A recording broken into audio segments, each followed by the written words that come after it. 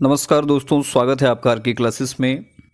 17वीं BPSC निबंध में बिहार लोकोक्ति एवं मुहावरे में आज का जो अपना टॉपिक है ये है चलनी दुसलन सूप के जिनका 70टा छेद। अर्थात चालनी जो है वो सूप को दूस रही है, उसमें दोष निकाल रही है, जबकि उसमें खुद जो है 70 छेद होता है। देखते हैं क्या है इसके अंदर कही गई बातें। शुरू करने से पहले चैनल पर नए हैं तो ज़रूर सब्सक्राइब कर लें, पास वाले बेल आइकन को दबा लें। बाकी सभी का पीडीएफ टेलीग्राम चैनल पर मिल जाएगा, जिसका लिंक की डिस्क्रिप्शन में दिया हुआ है। कहता है कि लोक संस्कृत में प्रचलित इस लोकोक्ति का शाब्दिक अर्थ है कि चलनी, जिससे अनाज को चालने का कार्य किया जाता है। जैसे कि हम लोग जिससे आटा चालते हैं, और सूप, जिससे अनाज को फटकने का कार्य किया जाता है, कि खिल्ली उड़ाता है। चलनी जो है ये सूप की खिल्ली उड़ा रहा है, जबकि उसे यह ध्यान ही नहीं कि उसके अंदर खुद 70 छेद है। कहता है कि इस लोकोक्ति का निहितार्थ और भावार्थ बहुत ही व्यापक है। संपूर्ण संसार गुण दोषों से युक्त है, सभी में गुण भी हैं और दोष भी हैं।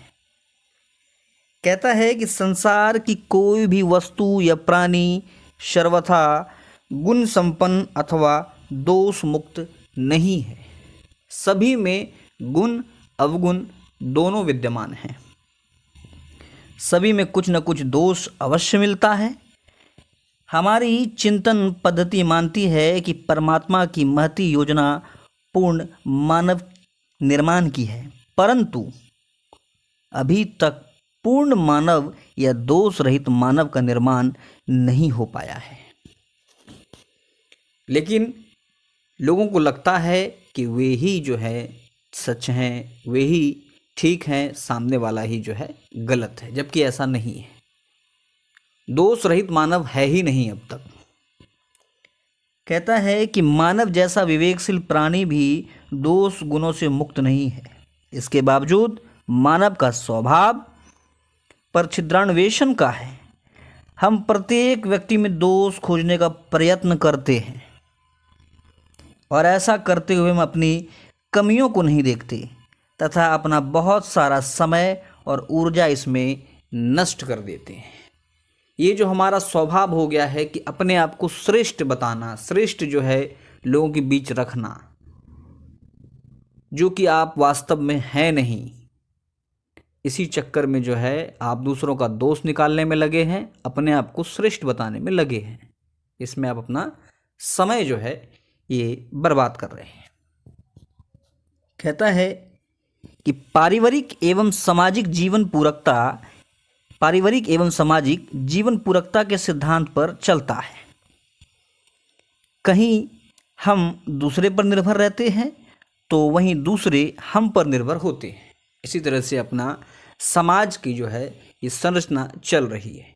एक घर में भी इसको देखा जा सकता है। ऐसी स्थिति में एक दूसरे का उपहास उड़ाना न्यायोचित नहीं है, खास करके अपने सहयोगी का उपहास उड़ाना।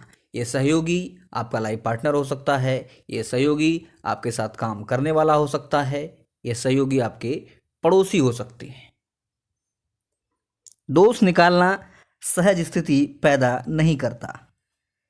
कोई नहीं चाहता है कि अकारण जो है लोग उसका उपहास करें, बिना किसी कारण के उसमें गलतियां ढूंढें।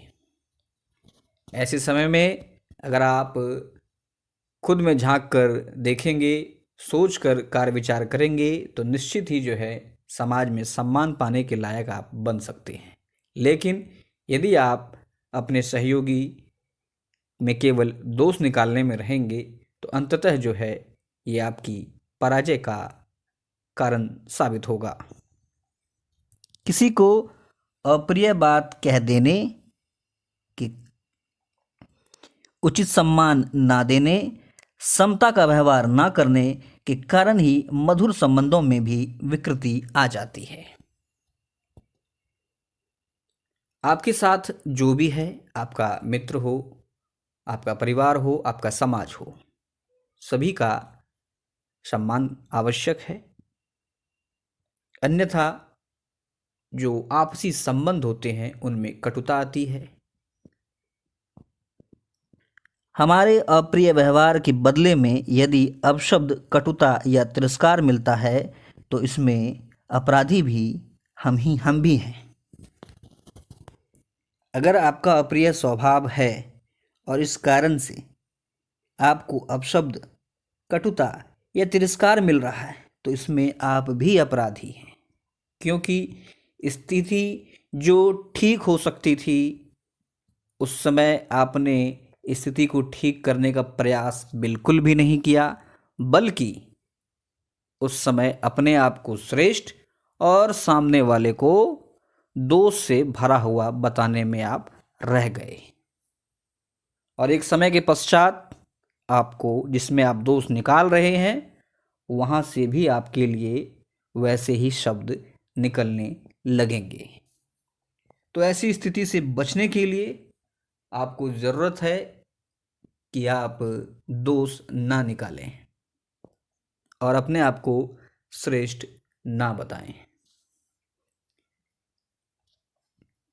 इसलिए दूसरों से प्रतिकार की भावना के पूर्व अपना दोष दर्शन कर लेना चाहिए या कर लेना उचित है।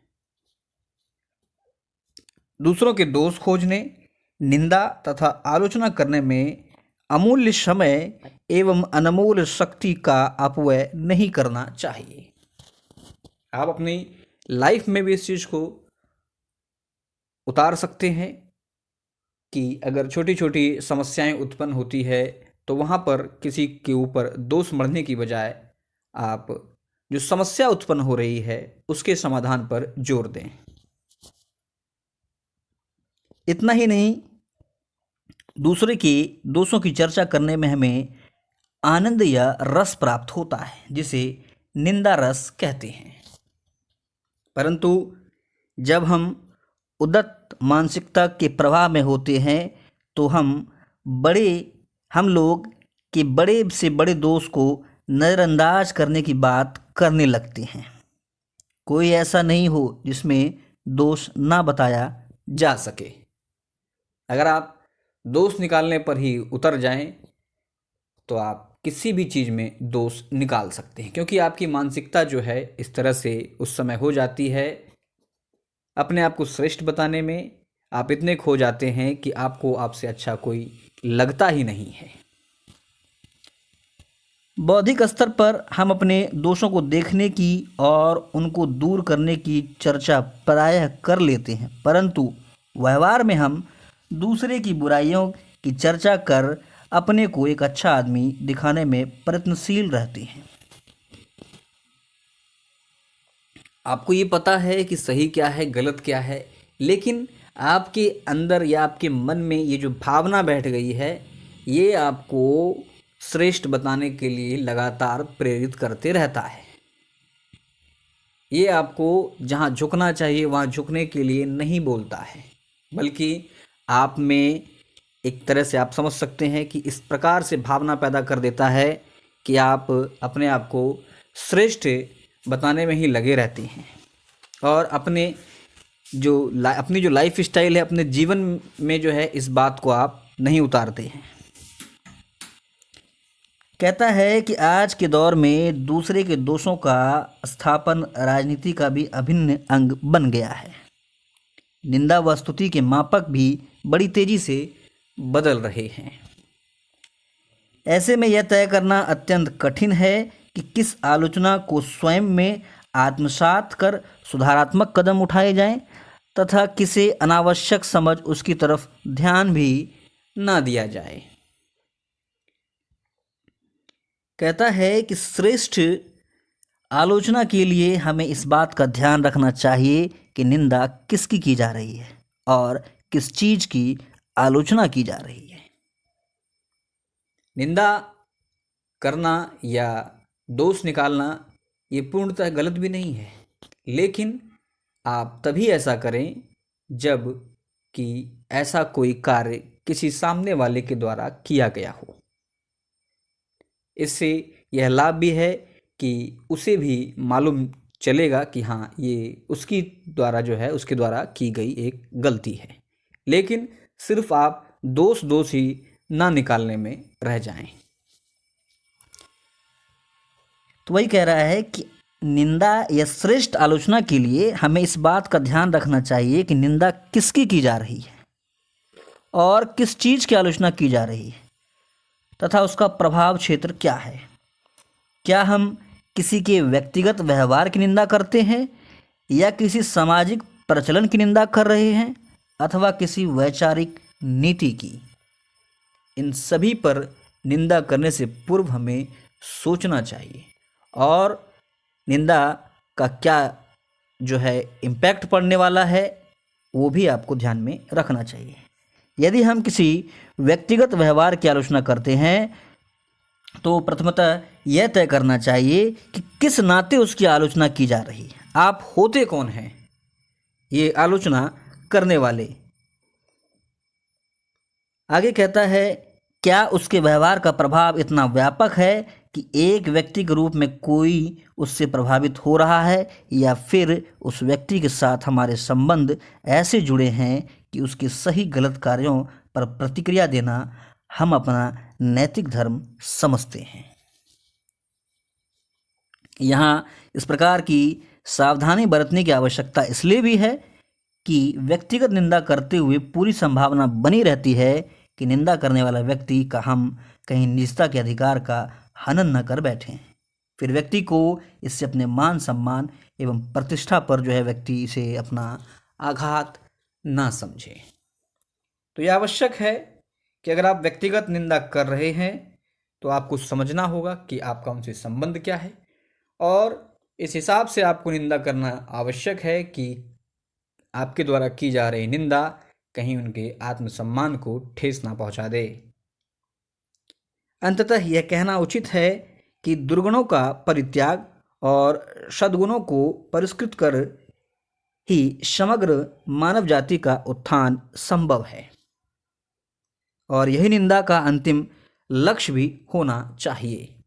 आप निंदा करें, बिल्कुल करें, लेकिन निंदा इस प्रकार से करें कि सामने वाले को उससे कुछ सीख मिले, ना कि इस भावना से करें कि आप श्रेष्ठ हैं और सामने वाला कहीं पर भी आपके सामने नहीं ठहरता है। मनुष्य के विकास की प्राथमिक शर्तों में भी है कि उसे अपनी विशेषताओं के साथ साथ न्यूनताओं का भी परिज्ञान होना चाहिए। मनोविज्ञान भी मानता है कि जिस विषय में रुचि रखकर उसकी चर्चा एवं चिंतन किया जाता है वह मनुष्य के स्वभाव का अंग बन जाता है। धीरे धीरे वह पूरी चेतना पर छा जाता है। इस कारण पर निंदा से मनुष्य में दूसरे के अनेक दोष भी घर कर जाते हैं जो उनमें पहले से नहीं थे। तो ये देखिए इसका कितना प्रभाव है। मनोविज्ञान भी इस चीज़ को मानता है कि जब आप इस भावना से ग्रस्त हैं कि आप श्रेष्ठ हैं, दूसरा जो है कुछ भी नहीं है, आप उसमें दोष निकालते रहते हैं, तो आप हर समय जो है केवल और केवल दोष को ही निकालने में रह जाते हैं। जो चीज़ें पहले अच्छी चल रही थी अब जो है आपको समस्या लगने लगता है, क्योंकि ये आपके चिंतन में या आपके मन में बैठ जाता है। आप ऐसे ऐसे दोषों को मन में सोचने लगते हैं जो कि वास्तविक में ये दोष उनका है ही नहीं।